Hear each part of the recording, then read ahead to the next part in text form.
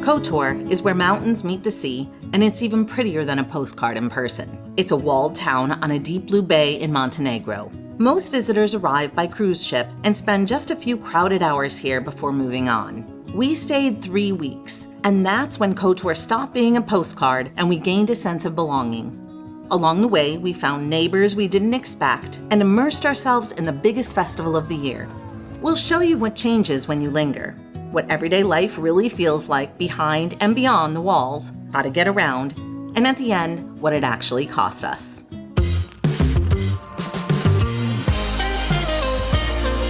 I'm Judy. And I'm Kevin.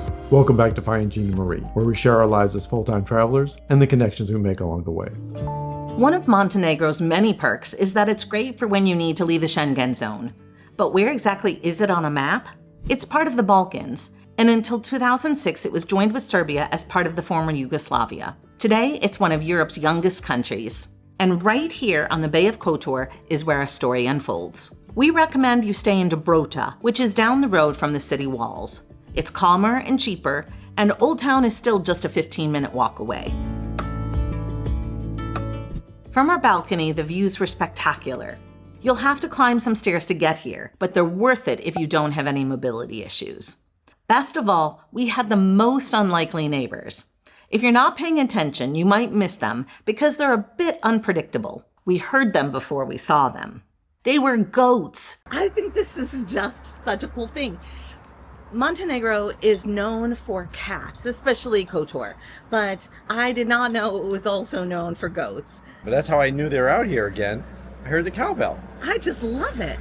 And literally this is 10 feet from our balcony. Oh yeah. So awesome. Even less, because some of them are walking right through the grass here.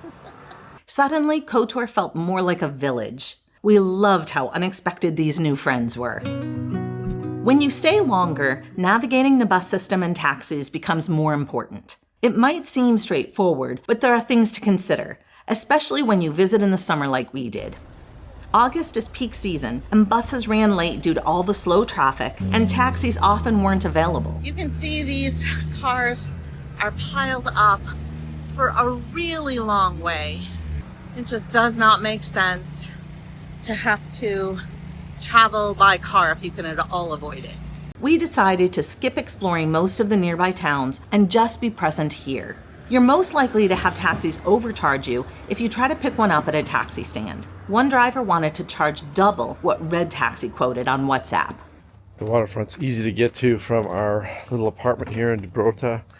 It's downhill, so getting back up is a little more challenging, but it's 5 minutes to be down by all the boats, and there's a little beach down the way too that we'll be passing, and that gets pretty busy some days, especially on the weekends. And plenty of restaurants down on the waterfront here which we frequented. They're great for just drinks or pretty nice meals, some of them. Lots of seafood here, right? Yep, one of the specialties. Yeah. Which you could understand. Exactly. The beaches here are empty right now, but they can be wall-to-wall people. Later in the weekend, sometimes at lunch hour. But life here isn't just what happens on land. The bay itself holds stories, some beautiful, some brutal, and we wanted to learn them. Everywhere there are vendors offering boat tours, and two of the fellow travelers we met up with invited us to join their 3-hour boat tour. We booked online with Limitless Speedboat Kotor. Judy? Oh my goodness. I have to watch the stuff on the ground. Yeah, that's a good idea, especially near water. That would have been a class act. Class act. Careful getting out. If you are for a less bumpy and less windy ride, this back is seat for you. Great. Sounds good. Easy, mister? The ride has its bumps, even with a great driver. So if you're prone to seasickness, sit in the back. It's worth it for where the boats take you.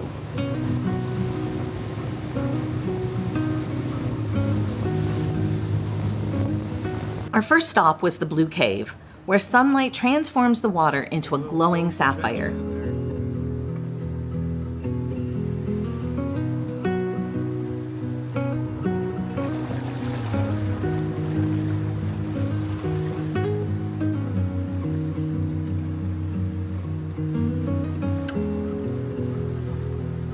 We hadn't planned a swim, but Kevin couldn't resist. I think I was more coerced. So let's talk about this. Yeah. Talk about what? Going in the water? Yes, Even though I didn't bring a bathing suit? that's all right. You've got fast driving pants. But here we are. The water is so crystal clear And the cold, apparently. and cold. You'll warm up eventually, so it'll be worth it. Yeah. High dries. In the first minute, Blinding it's whiteness. cold, but later it's perfect.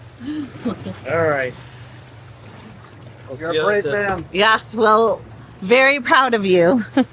It's not bad. One, Oh, Woo! nice. How do you feel? Refreshing. Well, I'm very proud of him for doing this. Good dining. Here you go. Thank you. It's very refreshing. And it's salt water, which was a surprise. I wasn't expecting that. And it's all swimming because the bottom's too far away. Did my exercise and everything else. And how do you feel about having done it? Proud of myself. We were intrigued by the architecture of Mamula Fortress. It was built in 1853 by the Austro-Hungarian Empire to protect the bay from enemy ships. Later, during World War II, it took on a more sinister purpose. Mussolini's forces converted Mamula into a concentration camp. There were at least 130 deaths documented here, mostly from starvation and mistreatment.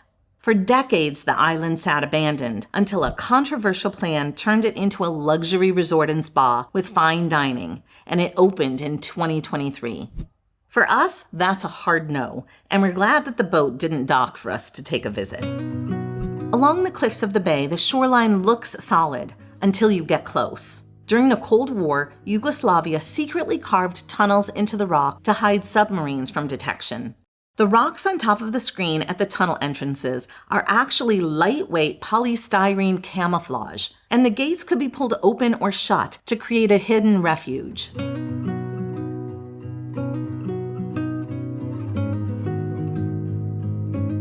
As our boat slid quietly into one of these tunnels, we could almost feel the relief of the submarines that once hid here. And it gave us a glimpse of the resilience and challenges the people of this country have carried throughout history.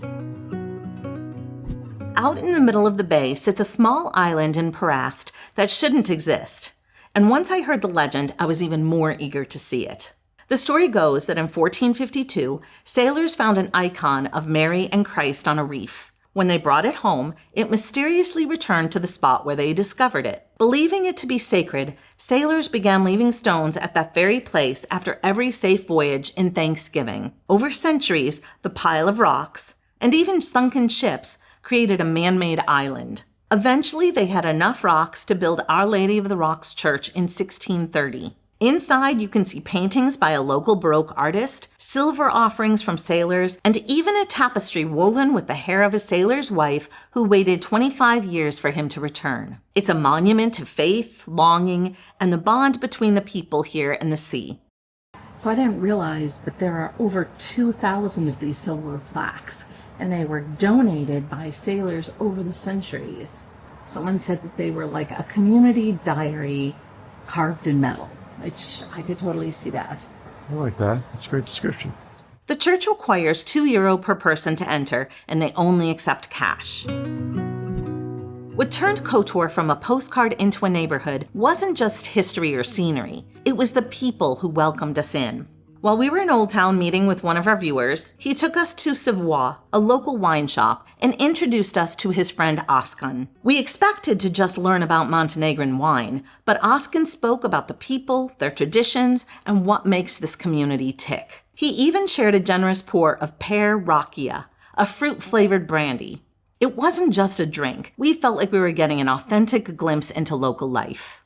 Traditional toast is jiveli. Jiveli? Jiveli. Yes. Jiveli. It means live light kind of thing. I'm not that doesn't have like a direct translation. It just like means enjoy your life, nazdrovia, and like that kind of thing. Okay. You just cheers it. You can sip it or you can just shut it and top it up to you. It has a strong smell, so before even drinking it, but yeah, now I can start feeling it. Yeah, it will be like I said, but then the sweetness comes up. Like that's the good thing. If you made it into a good thing, if you made it into a good product, right now the sides of your tongue should feel sweeter, like this kind of thing. Right. It has to be done right. And just as we were saying our goodbyes, the manager of the nearby Hippocampus Hotel walked in. He ended up inviting us to the hotel's weekly wine tasting. A few nights later, we found ourselves on Hippocampus's rooftop with Montenegrin wines, live music, and even a Marx Brothers film projected onto the building across the alley. We not only get a rooftop view, but we get a Marx Brothers movie playing on a building across the way. Right from here. Reminds me of when we were in San Francisco and there was a place called Foreign Cinema. Oh, right. I love that place. Yep, really good food and a movie. A movie, yeah. Wow, that's a long time ago. Dang, I like that. The wines and dinner were really good, but what we'll remember is how special it felt for one introduction to lead to another and another. One of the surprises of staying 3 weeks in Kotor wasn't in the sights at all. It was how often our paths crossed with fellow travelers. Some were familiar faces, others were viewers who spotted us at a local barbecue, and a few we joined for small adventures. Because we didn't overschedule, we had the space to linger. While there's plenty of sightseeing you can do in Montenegro, slowing down didn't just change what we saw, it changed who we saw it with. So we'd like to know, have you ever stayed somewhere long enough that it stopped feeling like a touristy place and started to feel like a neighborhood instead? And where was it? During our time in Kotor, we met up with Felicia and Kevin, longtime members of our gelato community. They arrived to celebrate Felicia's birthday. After a celebratory dinner, we went searching for cake. The best we could do was crepes and drinks, fitting for our time in Kotor. Birthdays are more about who you're with than what's on the table anyway. The next day we met up again, and they shared more about their own fledgling YouTube channel. We have a passion for travel, lifelong, and we sought ways to make that a more long-term travel lifestyle. And in doing that, we wanted to share experience with our family and friends by starting a YouTube channel. Yeah. And so, yeah, even though that was the initial thought was for family and friends, we now kind of see it as an opportunity to, help shift perspectives for other people regarding how they may look at travel, how they may look at other countries and things of that nature. And then, not only by sharing the beautiful places that we go, but also by sharing things regarding the people, the history, the culture of that particular place. But we also think that we have a unique and valuable perspective as an interracial couple that can be relatable to our travel experience as well. We would love to have you check out their channel because they are great people and we've really enjoyed spending time with you here today. Thank you for doing this. We appreciate that. Kotor gave us perspective in unexpected ways. All the locals said that the cable cars were worth it. They take you from sea to summit in 11 minutes. We bought our tickets online in advance and met up with 2 other couples right before opening at 9 a.m. No lines, no crowds, just us and the view. Still more. Oh, wow. We are not done yet. I thought this was going to be the end. Look how high this is. Holy moly. That's really cool. I mean, I'm not doing a timer. Maybe we will on the way back. I just didn't expect there to be more. It's kind of nice that it's a little cloudy this morning because you're in a bubble here of glass. So if it's sunny, you're probably going to get a little warm. A taxi costs €20, the shuttle $8 per person. If there are 2 of you, the cost is nearly the same, but only the taxi gets you there before opening. There's a small discount for booking a round-trip shuttle along with the cable cars, which is worthwhile outside of peak season. It is cold up here, but it's refreshing. It's refreshing, We yes. brought sweaters because it's about 10 degrees colder up here. But after the time in there, even though it's an overcast day, really feels good. Yeah, they didn't open our windows. I saw them opening windows in other cars, so you might get more breeze if you take it. Afterwards, we took one of the hikes in the area, which led to a nearby restaurant. Accessibility on the trails? Rocky. Very tough.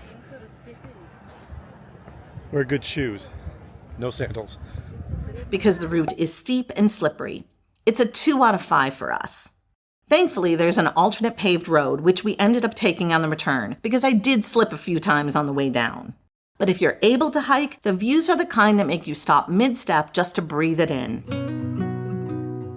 We gathered at a table outside, sharing salad and pizza and great conversation while the bay stretched out below us. In our episode last week, we talked about how to meet fellow travelers, and this day is the perfect example of why it matters.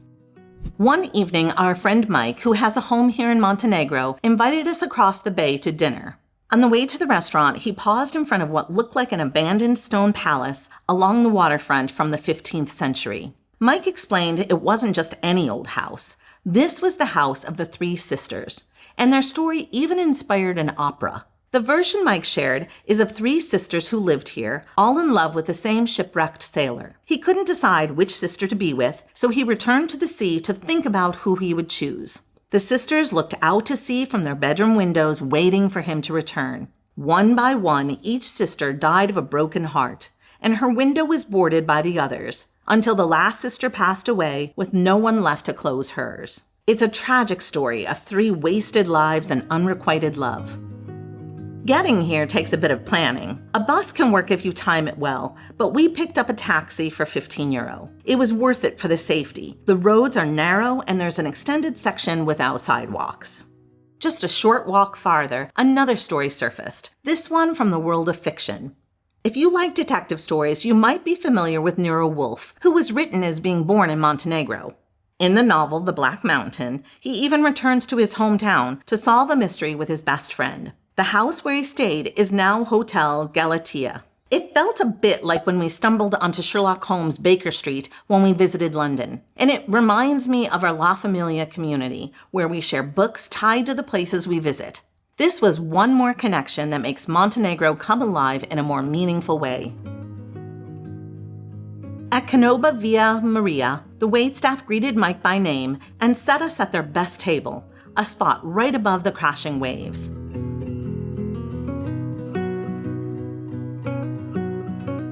Kevin and Mike chose a freshly caught fish for the table. Oh, there he goes. Nice smile. Good job, guy. Smile. Yeah. We got one with a really good smile. And teeth. Nice and teethy. So. I think that's important. I'm not sure. As long as he's not looking at me or grinning at me. I can't guarantee that's not going to happen. It may come over that way, and just look away. And the waiter filleted it right in front of us, which I was very grateful for because I did not want to have to do that myself. It wasn't just dinner. It was a night of shared stories, deepening friendships, and wine that stretched into the evening. Experiences like this don't happen on a rushed stopover. They come from saying yes to invitations and slowing down long enough for connection. Getting back was a bit trickier. Taxis were scarce and expensive, and we were lucky to catch one. If you plan ahead, the bus may be your best bet, so take along a schedule. During our 3 weeks in Kotor, we often felt the strain of summer crowds. But on one night in August, everything shifted. The whole bay came alive for the biggest celebration of the year, Boka Night.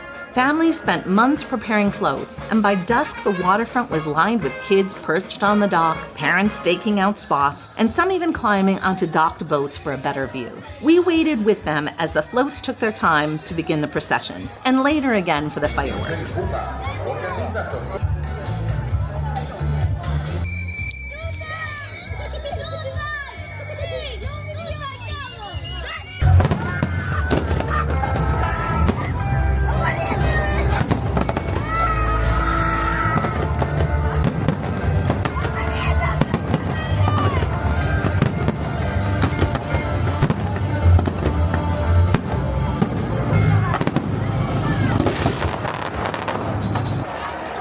Wow, that was pretty cool. It was amazing. best fireworks I've ever seen. That I've never seen before. Yeah. I thought it was very creative of a show. Excellent. Between activities, we struck up a conversation with a local family curious about camera gear. For a few minutes, we weren't outsiders with gear in hand. We were just neighbors sharing the night. When the fireworks finished exploding over the bay, Old Town overflowed with music and crowds. You can see it's more like standing only, not standing room only, just standing.